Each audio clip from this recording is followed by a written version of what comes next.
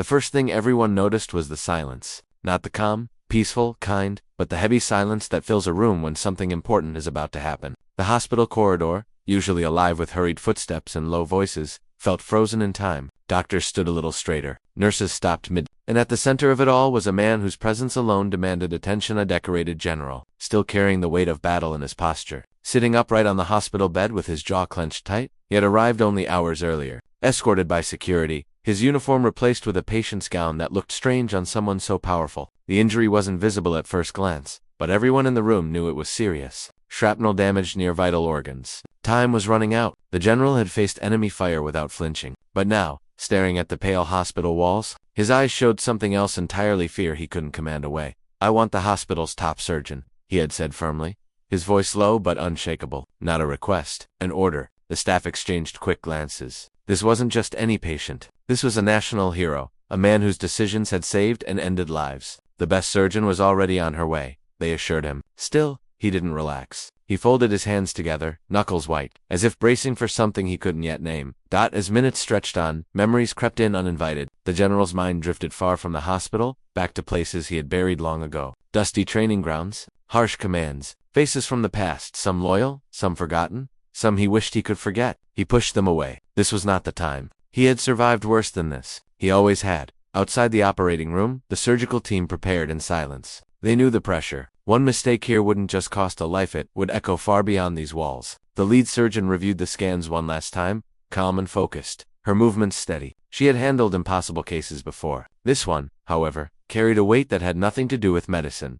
When the door finally opened, the room seemed to tighten. The general lifted his eyes, expecting to see an older man with gray hair and a stern face, someone who matched his idea of the best. Instead, the figure who stepped inside made his breath catch. She wasn't what he expected at all. She walked in confidently, her white coat crisp, her expression professional but unreadable. She was younger than he imagined, her presence quiet yet commanding in a way that didn't need force. For a brief second, the room held its breath. And then the general froze. It wasn't disbelief. It wasn't doubt. It was recognition. His eyes locked onto her face, scanning it as if trying to confirm something impossible. The steady rhythm of the heart monitor suddenly felt too loud. His grip on the bed tightened, and for the first time since arriving, he looked truly shaken. The surgeon noticed the change immediately. Years of experience had trained her to read fear, pain, and panic. But this was something else.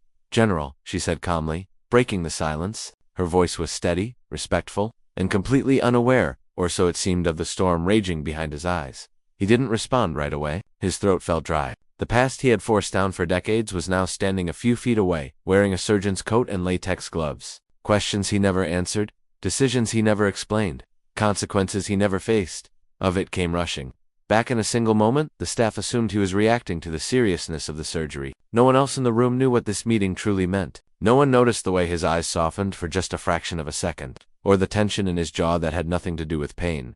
The surgeon glanced at the chart, then back at him. "You're in good hands," she said, "but I need your consent to proceed." Good hands. The words echoed in his mind, bitter and ironic. Once, long ago, he had made a choice that changed the course of her life, whether he knew it or not. And now, those same hands might be the only thing standing between him and death. He wanted to speak, to ask a question, to say her name if it was even the name he remembered. But the room was full of people, and the moment wasn't his alone. Whatever this was, it would have to wait. Or so he thought. As she turned slightly to give instructions to her team, the general finally found his voice. It came out rough, barely louder than a whisper. "Doctor, have we met before?" She paused. Just for a second, slowly she turned back toward him. Her eyes met his, searching his face not as a surgeon, but as a woman confronting a memory she never expected to face again. Something unreadable passed between them, something unspoken, heavy, and dangerous. "I don't think so," she said after a moment, but her voice, though calm, wasn't as steady as before. The general knew then, whatever he was running from had finally caught up to him. This surgery was no longer just about survival. It was about the past, demanding answers, about power shifting in the most unexpected way,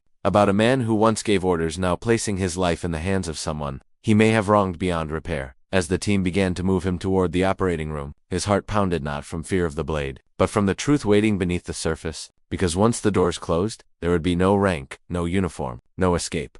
And the question that haunted him most wasn't whether he would survive the operation. It was whether she would remember everything he hoped she had forgotten. The wheels of the gurney rolled softly against the floor as the general was moved down the long hallway. The lights above passed one by one, each one feeling like a countdown. He stared up at them, but his thoughts were nowhere near the present moment. They were trapped years ago, in a different place, a different life. When choices were made quickly, and consequences were pushed aside in the name of duty, behind the mask and cap, the surgeon walked beside him, her eyes focused forward. To the team, she was calm and composed, the image of control. Inside, however, her chest felt tight. She hadn't expected this, not today, not ever. When she first read the patient's name on the chart, it had barely registered. Powerful names passed through hospitals all the time, but the moment she walked into the room and saw his face, something deep inside her shifted. She knew that face, not from television, or medals, or news reports. She knew it from a memory she had tried to bury under years of training, long nights, and professional distance. A memory that began in a small, dusty military hospital where she was no one important, just a frightened teenager waiting outside an operating room, holding on to hope that someone else had control. The general remembered that place too. He could smell it now, the disinfectant mixed with dust and metal. Back then, he had been younger, sharper, convinced that emotion had no place in command. Decisions were numbers, risks, outcomes. People were units on a map. He told himself that thinking any other way would get soldiers killed. But there had been a girl that day. He remembered her standing in the corner, silent, watching him with eyes too old for her age. He hadn't known her name then. He hadn't asked. The operating room doors opened, pulling both of them back into the present. The general was transferred carefully, the team moving with practiced precision. Machines were checked, instruments laid out. Everything looked clean, controlled, safe, yet nothing about this felt safe to him. As preparations continued, the surgeon took her place, washing her hands slowly, methodically. The sound of running water filled her ears, but it couldn't drown out her thoughts. She told herself to focus. This was her job. She had saved countless lives by keeping the past out of the operating room. Still, her hands paused for just a moment before she steadied them again. She had worked too hard to get here. Medical school, residency, years of proving herself in a system that doubted her more than once. She became the top surgeon not by luck, but by discipline and refusal to break. And yet, standing a few feet from the man who unknowingly shaped her entire path, she felt something dangerously close to losing control. The anesthesiologist spoke, asking routine questions. The general answered automatically. His eyes drifted toward her again. He studied her features more closely, now the strength in her posture, the quiet authority in the way she moved. She wasn't the frightened girl anymore. She was someone who commanded this room, without raising her voice, and that unsettled him more than the injury ever could. He wondered what she knew, what she remembered, whether she had spent years hating a faceless system, or whether his face had remained clear in her mind all this time. He wanted to believe she hadn't recognized him, that her pause earlier meant nothing, but something in his gut told him that wasn't true. The surgeon glanced at the monitors, then at her team, giving instructions in a calm, even tone. No one would have guessed what was happening beneath the surface. To them, this was a high-risk surgery on a high-profile patient. To her, it was something far more personal. As the anesthetic began to take effect, the general felt his body grow heavy. The edges of the room softened. Panic flared briefly, not of dying, but of losing consciousness before saying what needed to be said. Before asking the question that had been burning in his chest, "Doctor," he murmured again. She leaned closer, her eyes meeting his. "Save your strength," she said quietly. "We'll take care of you." Her words were professional, measured, but there was something else beneath them, something unresolved. As he slipped into darkness, the last thing he saw was her face, calm and focused, yet carrying a weight that told him this story was far from over. The surgery began. Time moved differently inside the operating room. Hours passed unnoticed as the team worked through layers of damage, navigating delicate tissue, making decisions that could not be undone. The surgeon's focus sharpened, her training taking over completely. In moments like this, there was no room for doubt, memory, or emotion, only skill and instinct. Still, there were moments, small ones, when her thoughts drifted. When the past crept in through the cracks, she remembered the night her world changed. The rushed voices, the closed doors, the man in uniform who spoke with authority but never looked her in the eyes. She remembered waiting for someone to explain, for someone to care enough to stay. That was the night she decided she would never stand helplessly on the other side again. Now she stood here, holding the power she once prayed for someone else to have.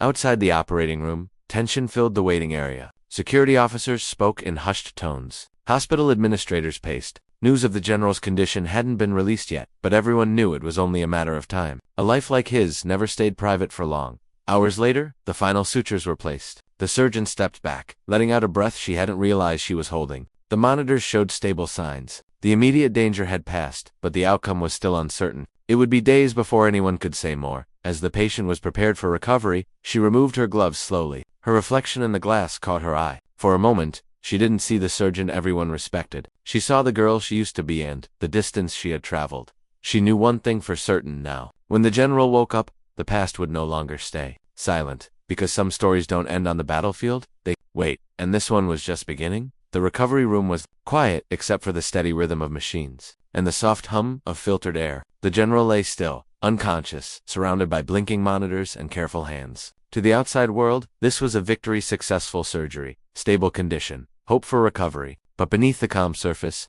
something far more complicated was taking shape.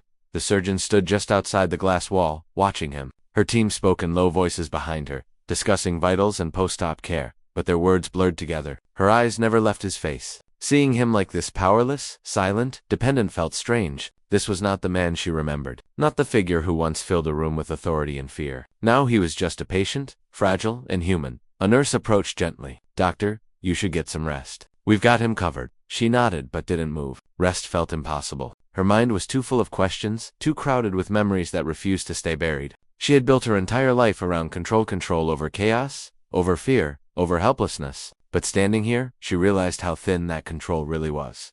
Down the hall, a different kind of tension was building. In a quiet waiting room, the general's aide sat alone, staring at his phone. He had served beside the general for years. He knew his routines, his habits, his silences, but what he had seen before the surgery unsettled him. The fear in the general's eyes hadn't been fear of death. It had been something deeper, personal. He replayed the moment in his mind, the pause, the look, the way the general had gone quiet when the surgeon entered. That wasn't coincidence. That was history. The aide considered calling headquarters, reporting what he had seen, but something told him to wait. Some battles weren't fought with reports and commands. Some were fought in silence.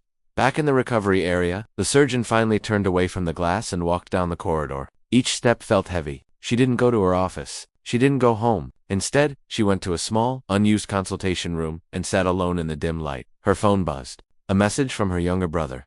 "How did your big surgery go?" It read. She stared at the screen. He had no idea. He knew nothing about the past, about the night that changed everything. She had protected him from it, shielded him from the truth. He saw her as a hero, a role model, the strong one who made it out.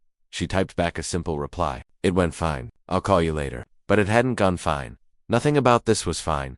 Across the hospital, administrators were already preparing statements, planning press responses, controlling the narrative. Keywords like national hero, critical condition, and top medical team were being quietly rehearsed. The story the public would hear was simple and clean. But the real story was anything but. Hours later, the general began to stir. At first it was just a change in breathing. Then, a slight movement of his fingers. A nurse noticed and leaned closer, checking the monitors. His eyes fluttered, opening slowly. Confusion came first. Blurred lights, distant sounds, then memory. His chest tightened as the past and present collided. The hospital room came into focus, and with it, the weight of everything he hadn't said. The nurse spoke softly, reassuring him, explaining where he was. He nodded faintly. His throat felt dry, his body felt heavy, but his mind was sharp. "Doctor," he whispered, "she'll be informed you're awake," the nurse said gently. As she stepped out, the general stared at the ceiling. Regret crept in quietly. He had faced courts, investigations, wars, and losses. But this was different. This was personal accountability, the kind no rank could protect him from. Moments later, the door opened. The surgeon stepped in. Their eyes met again. Silence filled the room, thick and heavy. For a few seconds, neither of them spoke. No titles, no ranks, no uniforms, just two people standing in the space between past and present. "How are you feeling?" she asked finally, her voice calm, professional. He swallowed. "Alive," he said honestly. Then, after a pause, "Because of you?" She nodded slightly, acknowledging the words but not accepting them fully. "The surgery went well. The next few days are critical." He studied her face, searching for senzanga, recognition, emotion, but she had mastered control too well. "Doctor," he said again, more quietly, "you still haven't told me your name." For a moment, it seemed like a simple question. It wasn't. She hesitated, just enough for him to notice. "Dr. Aylin," she said. The name hit him like a memory unlocked, a door he had tried to keep closed. He whispered it once, testing it. "Aylin." Her eyes flickered, not denial, not surprise, recognition. The tension shifted somewhere outside the room. Footsteps echoed. Voices passed. Life continued as normal. But inside, everything felt suspended. "There's something I need to ask you," he said slowly. Her posture remained calm, but her hands tightened slightly at her sides. "Right now, your only job is to recover," she replied. "That's not an answer," he said. "No," she admitted. "It's a boundary." They held each other's gaze, both aware that the truth was circling closer. Elsewhere in the hospital, the aide received a message from an unknown number. "She knows." It read, "No name. No explanation. Just a warning." The aide felt a chill run through him. He looked toward the recovery wing.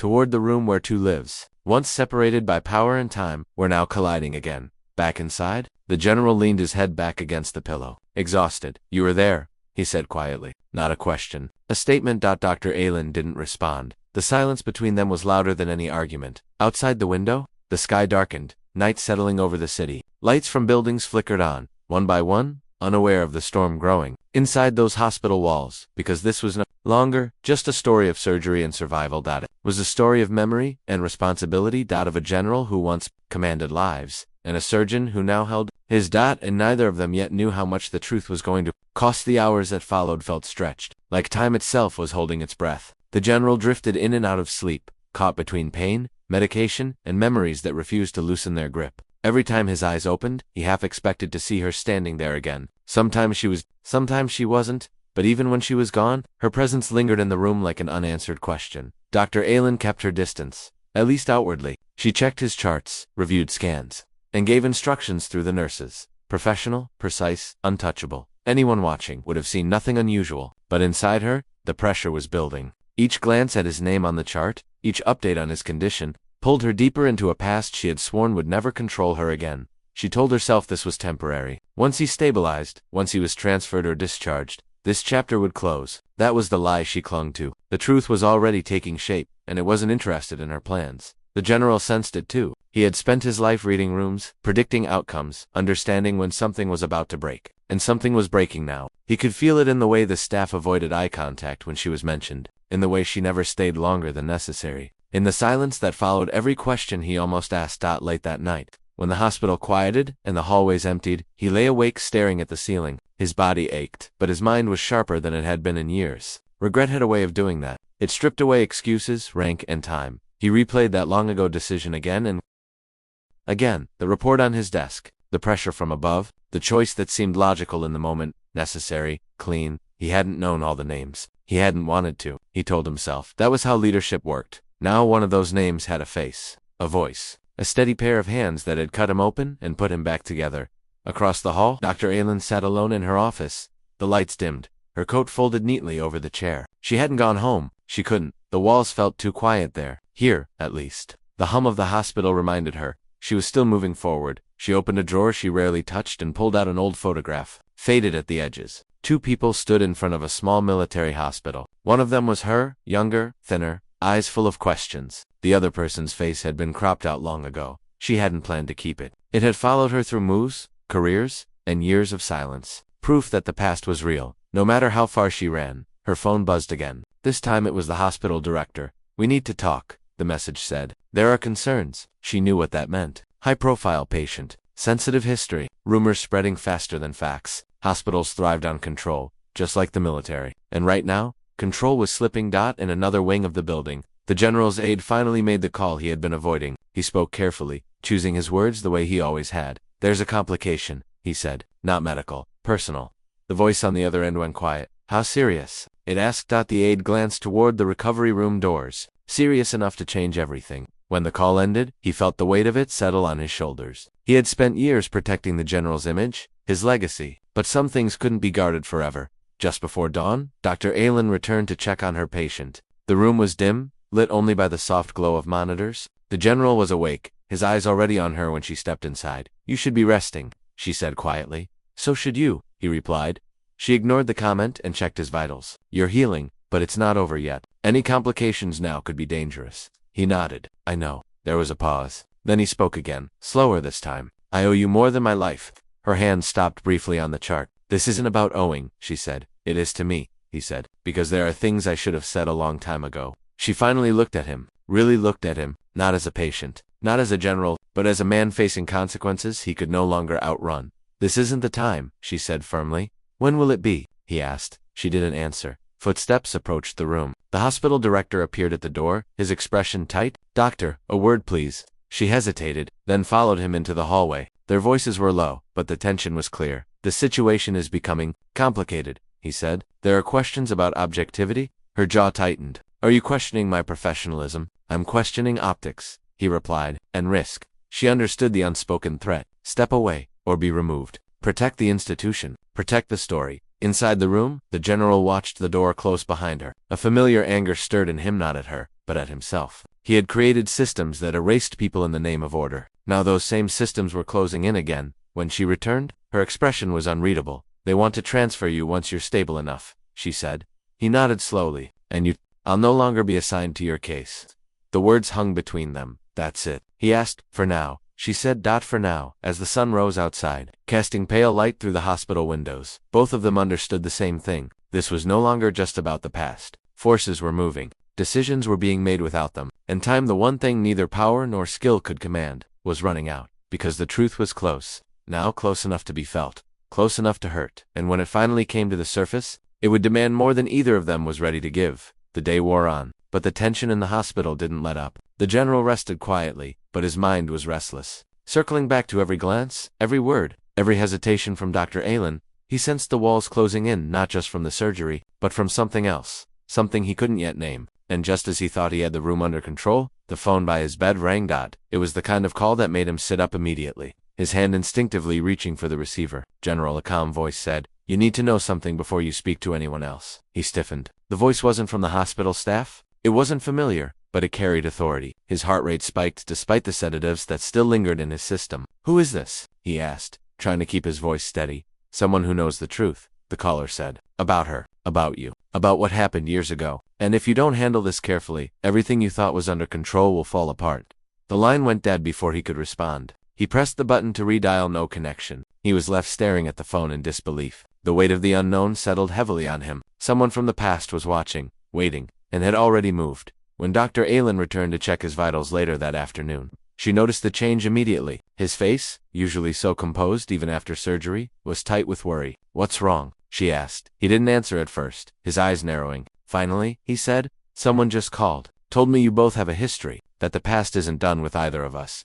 Her breath caught. She had trained herself to control her emotions, to keep secrets buried where they belonged, but now, it seemed, the past had a way of crawling back with a force stronger than discipline. "What did they say?" she asked, her voice steady, though her fingers tightened on the edge of the bed.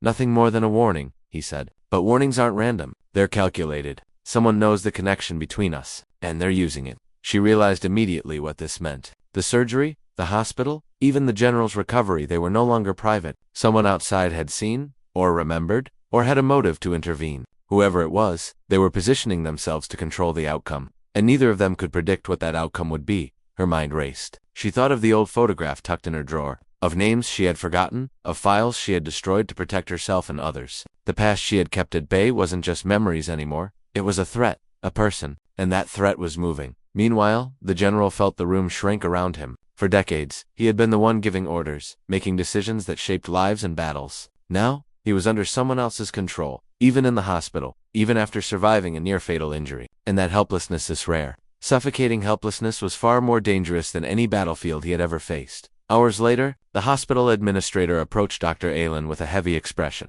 "There's been an incident," he said. "Security footage shows an unauthorized person near the recovery wing. They didn't touch anything, but they were close enough to know what's going on." Her heart sank. She had worked too hard to reach this level of control to have someone undo it with a single intrusion. And now, with the general's life end, their shared history, the stakes had escalated far beyond what either of them anticipated. She returned to the recovery room to find the general staring at the ceiling, alert despite exhaustion. "It's not over," he said. "I can feel it. Whoever's behind this, they're not just testing us. They're playing a game we don't know the rules to yet." Her hands hovered over the monitor, steadying herself. "Then we prepare," she said, her voice low but determined. "We watch. We anticipate. Nothing happens by accident anymore." The general's gaze softened for just a fraction of a second. A silent acknowledgement that this battle wasn't just physical or medical, it was personal, emotional, and far more dangerous than either of them had admitted. As night fell again, the hospital seemed to hum with an unseen energy. Security cameras clicked, doors locked and unlocked. Staff moved in measured routines, all unaware of the shadow looming just beyond the walls. Whoever was orchestrating this was meticulous,